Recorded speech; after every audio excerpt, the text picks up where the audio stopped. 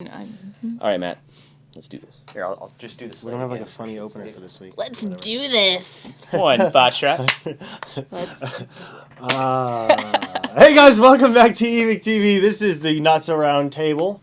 You guys know George and myself, but we're joined this week by a very special guest, Leah from Spartan, or Spartan Leah, or Yes. just Leah, or Whatever it works. But yeah, I'm from Spartan Imports. So tell us about yourself. I am. What do you want to know about myself? Well, I mean, you're an airsofter. I am an important. airsofter. Yes. I work for Spartan Imports. I'm still actually kind of new to airsofting. A lot of people know that, but I've only been in it a little bit less than a year. I've been working for Spartan since June, and I've been airsofting since July of last year. So, well, that's awesome. I've been playing a lot, though. I play like every weekend. No, it's more than we play. Yeah. It is more than... Especially, Matt. As a tradition, we usually let the guests go first. So, ladies first, guests first. Exciting. And we get a fresh opinion, which is good. And we're totally Dig unqualified really to answer these deep. questions. All three of us. Good. Extremely. Well, Good. just at least Matt and I. Oh, hey Evike, what do you think about when you die, laying down versus dead rag, and go back to spawn? I thought I was going to say, like, what we thought when we actually died. Like, I was like, wow, this is going morbid really deep. quick. And then who asked the You question? come back as a flower. And this is... Robert Nooney. All right, Robert. That was it. You want to answer it?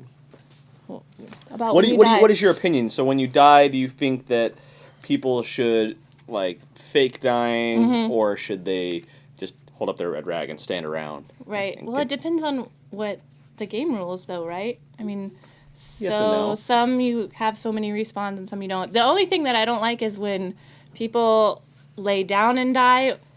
If you're going to lay down and die, you need to lay down and die and not, like, sit up and die. Oh. Because I had that happen to me a few times where they were just sitting up and people were running behind them and using them as cover.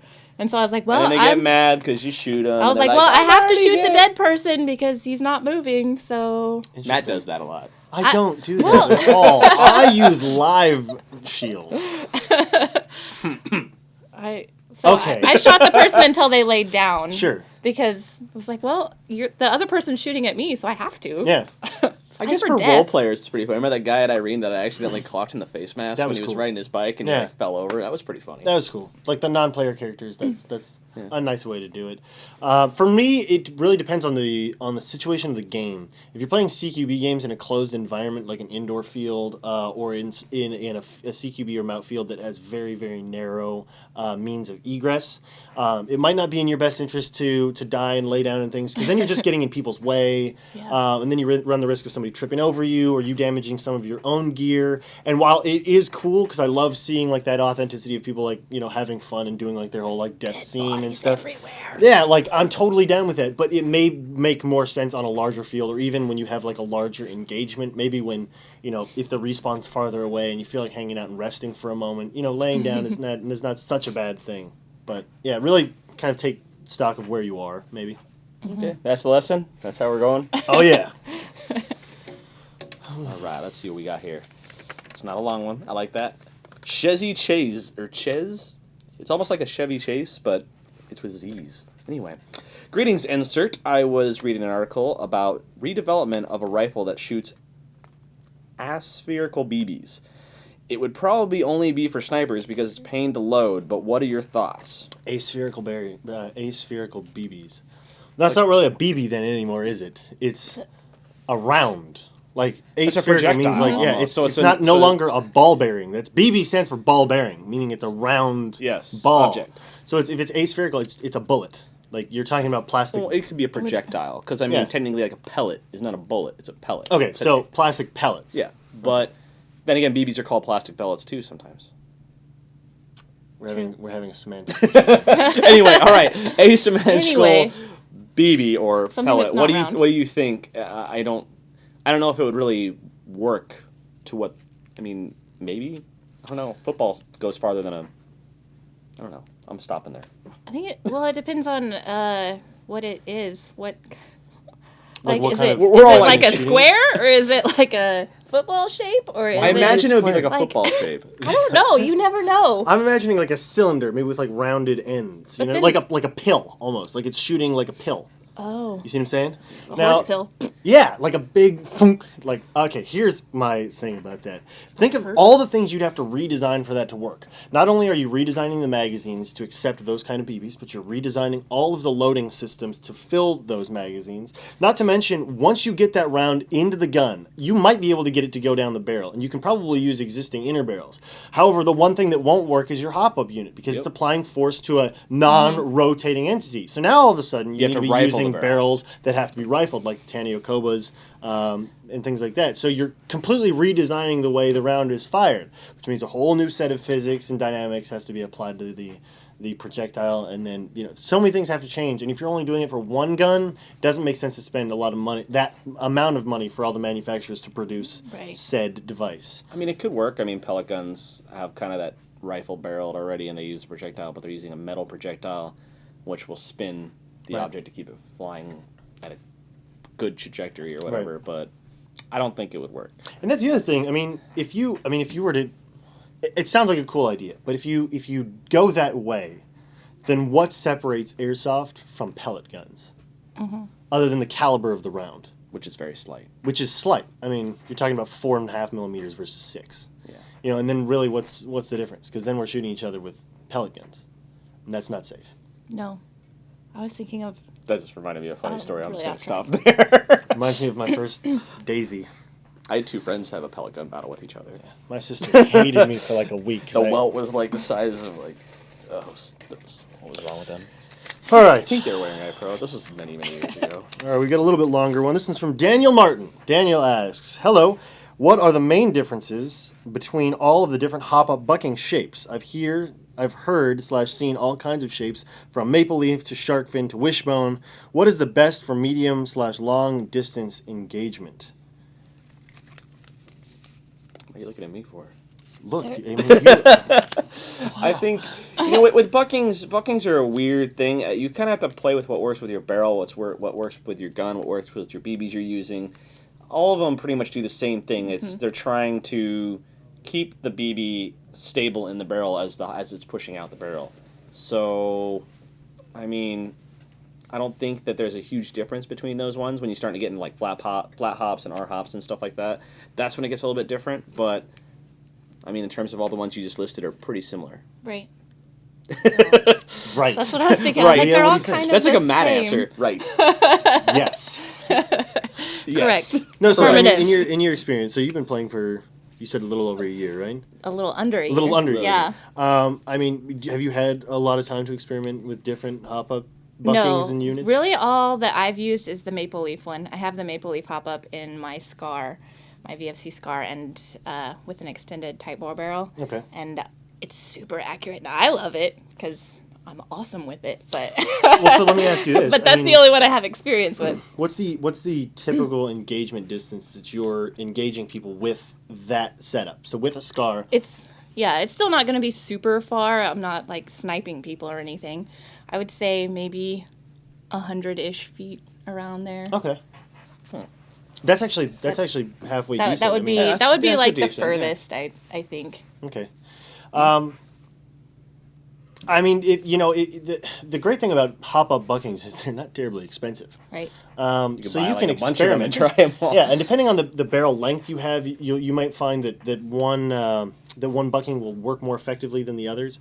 There is new technology coming into buckings. They're changing the shapes, which is interesting to me because when we first started playing airsoft, it was like a rubber straw that pushed up on the hop. That's what you had. When it went missing, you used like a wire, Or like coffee stir. Oh wow. I'm telling you, Yeah, we came up with That's some awesome. really stupid ways to make it work, Yeah, but we made it yes. work. And the fact that there are companies, putting design work and research and development into making the BBs more stable as they're coming out of the barrel is interesting and exciting. And as we're seeing, newer barrel buckings like the R hop and the flat hop nubs and stuff like that, they're really generating quite a stir in the airsoft industry. So really, I would say just kind of experiment with what you have, or find stuff that works for you.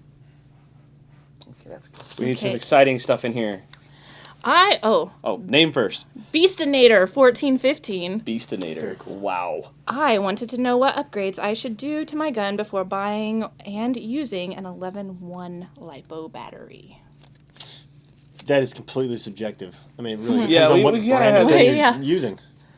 A Yeah, nice it's like gun. what stock Just gun are buy you a nice using? gun. Is it already technically lipo ready, even though that's a loose term?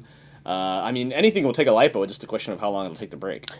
That's my philosophy. So, I mean, we both use 11 ones. Yeah.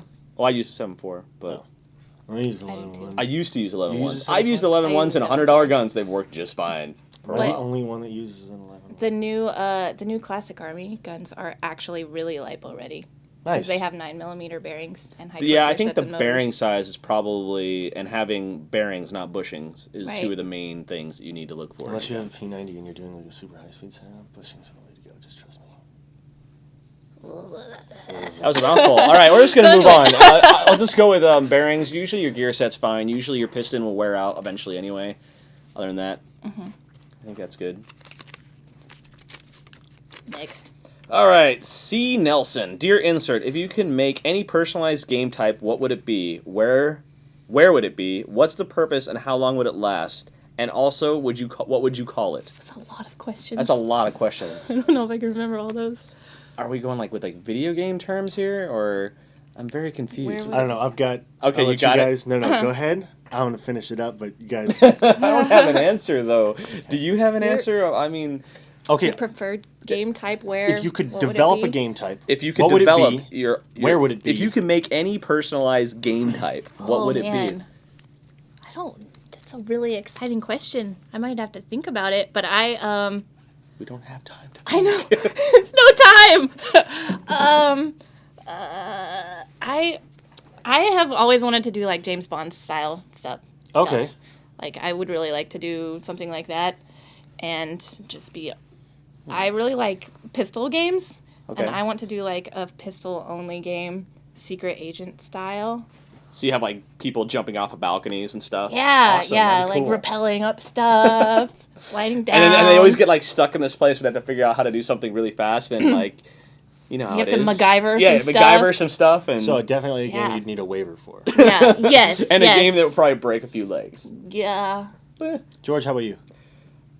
I have no clue right now. What? I'm sorry, I don't. I don't know. Like, I think it'd be funny. I'm gonna go. All right, fine. I'll just go with something out of like Team Fortress, because I used to really love that game. Was the ones where you're like pushing the carts, and that's the objective of the game. You have to like get on the cart and you push it. So I think having a bunch of airsofters like pushing like this big railroad or big railroad cart down down a way, and they're like pushing it back and forth would be hilarious. Dude. I've had to do that before at a game. It was really Oh hard. no, I know, but like no, you have like a railroad track, Oh, like yeah, going the yeah. length of a field. Yeah. You're like pushing it. I think that would be a lot of fun.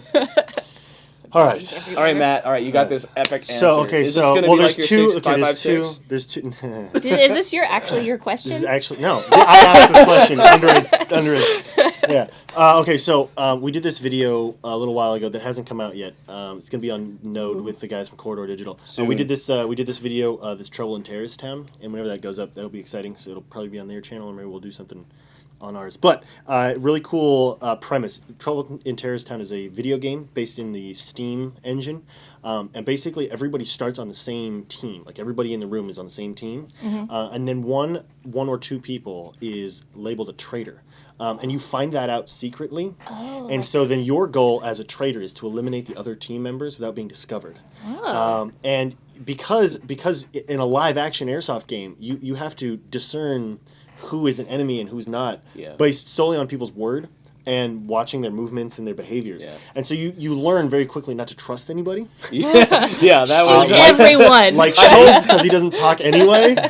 But And there'll be That a was a link. lot of We'll fun. put a link to that video as soon as it goes up. that's not secret. that's not my choice. Oh, that's not your Oh. choice. That is not my Okay, you game. I was just saying that because that already exists. Okay. Okay. All right. All Well, right. So this one is from another video game. Do you guys ever play Counter-Strike? Were you guys Yes, Counter-Strike of course players? I play All right, Counter-Strike, you well, know that. Sorry. for those of you out there that were Counter-Strike nerds, check this out. FY Ice World.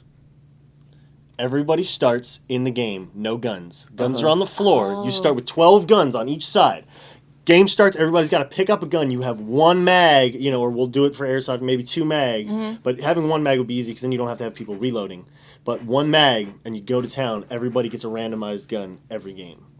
Just saying. But they're all weird. They're all laid out, and every gun's different. But are they all laid out together, or do No. you have to like go find them in weird Two spots? separate sides. So you're both engaging Oh. people this way, and then there's guns here and guns here. But so all everybody the- starts and picks them up and then goes. But they're two stacks of guns, like Yeah. sort of together. They're not yeah, like they're kind of in a hidden, row. so it doesn't. You can pick. What if oh, what if we okay. did like a variation of dodgeball with airsoft? I don't know. I just thought of that.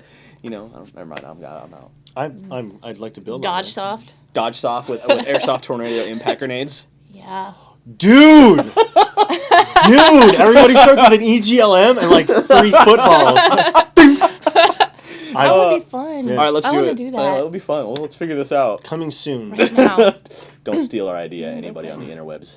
It's already out there. Yeah, I know. It's already gone. Whose turn was Trademark. it? Was that my question? Was that, That your was. question? Wasn't mine. No, it's your turn now. It's your though. Oh, it's my turn. It's your turn. That's what I was saying. Dude, Get a good really? one. Look, Really? I'm sorry. Like, come on. I'm sorry. Keep all them right, all Harrison in Guns asks, Dear Evike, do you travel around the country a lot to visit different airsoft fields, or do you mainly just stick around your area?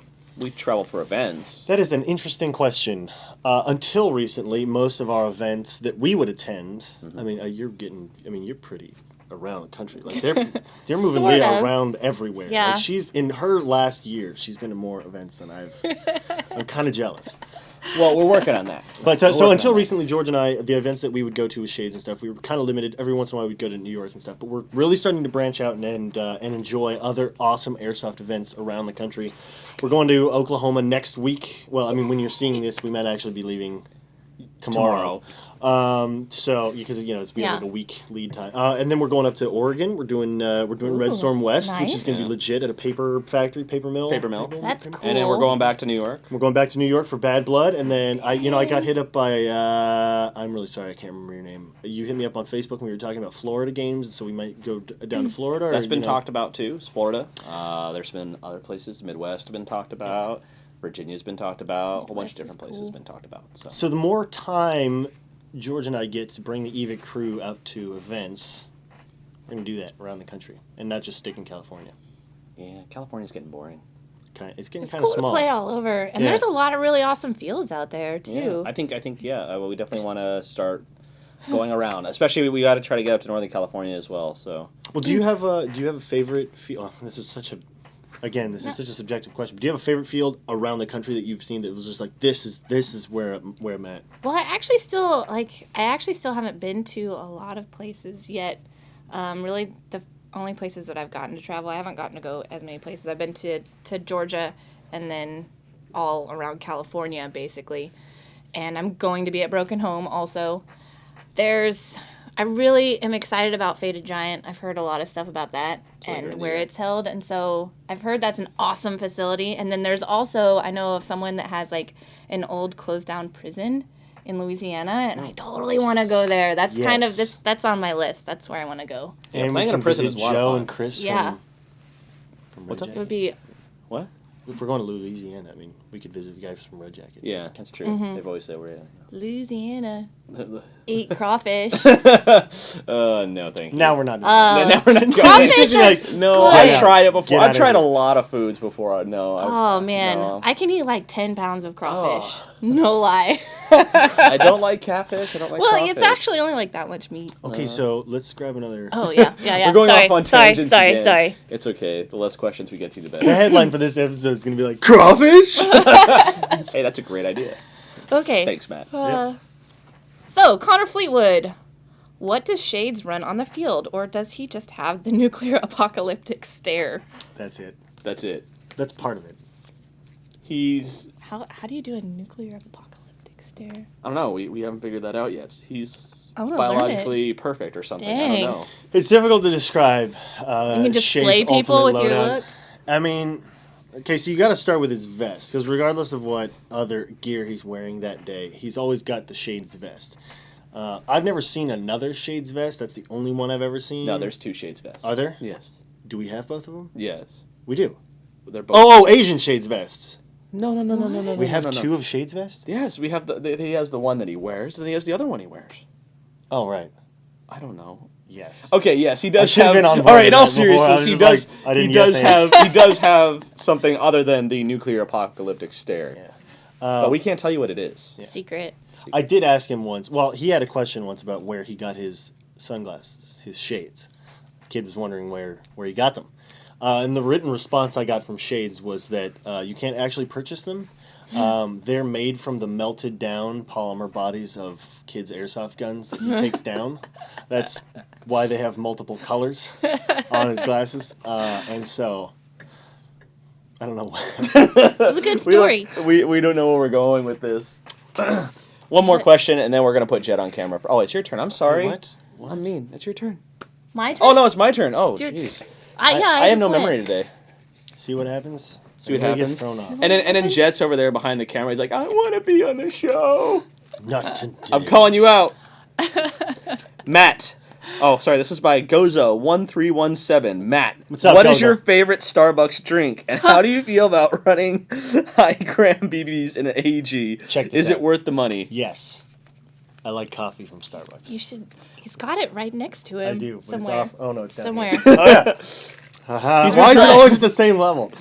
All right, so the drink I get is a caramel macchiato. I get it upside down because I'm too lazy to stir it myself, That's smart. right? Yeah. Yeah. Which I really, actually, if you talk to the Starbucks people, You an should upside do down that. caramel macchiato is really just a vanilla latte with caramel. Because I had a macchiato and I hate stirring it too. I'm just always like, ugh. Now here's your more work. insider information. Here's your secret menu item. Here's what I do. Oh. Add a pump of white mocha. It's better because it's more three-dimensional in flavor than a standard caramel macchiato, but it's not as sweet as a toffee nut. It's a good mix. Just saying. I right, can't you're believe such a that. I connoisseur. can't believe that everybody wanted to know what your Starbucks drink was. What was the other question? BBs. high gram BBs in AEGs. Depends on your AG. Is it worth the money? They're a little bit more expensive. I know I've referenced before Special Mags. We'll leave it at that. Thank you for watching. Matt, you want to outro this?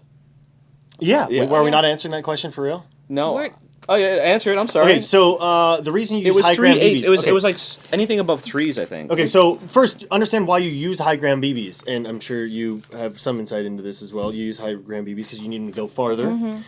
So if you're trying to reach higher distances, you'd usually use them in a sniper role because you don't want wind to affect the BB as much.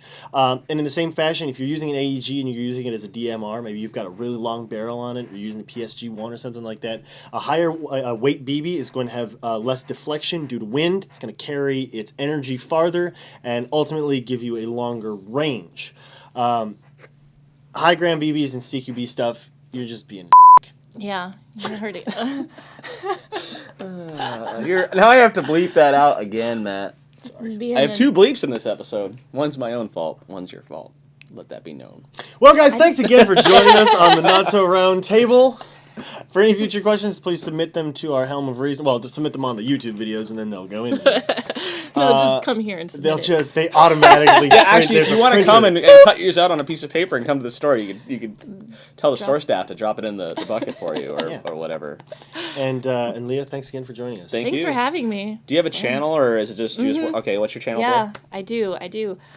Basically, if you want to find me on the internet, all you have to do is type in Spartan Leah, because that's all of my social medias. Okay. And she's is- that famous already. She's already got a Google search. Well, Do you have a Google search, Matt? What happens if don't. you type in your name don't. and last name? We're not talking about me. It's okay. I'm You just have a curious. last name? I'm just curious. I've You never just mentioned Googled you never myself. Googled yourself? No. Oh, okay. everybody Googles themselves. I don't believe that. That's a lie. I don't. I bet you have. I don't actually. We probably go look on your computer and it's like, My entire it's your, history is just like. it's your name. You have a more generic name though, so I guess maybe it's a little bit harder to find information directly about you. Do Yes. you have your own website? All right. So you were saying about So finding. I'm on YouTube and Facebook and Instagram and Twitter. Oh my gosh. All the things. I'm on all the things. Everything's on everything is on all those channels. So we'll Right, put those right. in the link below, descriptions below. I can't speak today, and we'll see you guys next week after Broken Home. No. Oh yeah. Yeah. Done. I wanted to tell my story. Please do. Actually, keep rolling. She's got a funny story. I do. I I'm do. sorry, I have a did funny I interrupt story. the story? No. No, I was gonna share this story earlier when we were talking about like pellet guns and stuff. Oh, okay. but I didn't know if it was appropriate or if you guys would be like, what is wrong with you? They make the best stories, though. So, that was the Barbie one, right? yeah. So when I was younger, I had a BB gun. We all had BB guns, and my parents didn't buy me a lot of Barbies because I abused them a lot.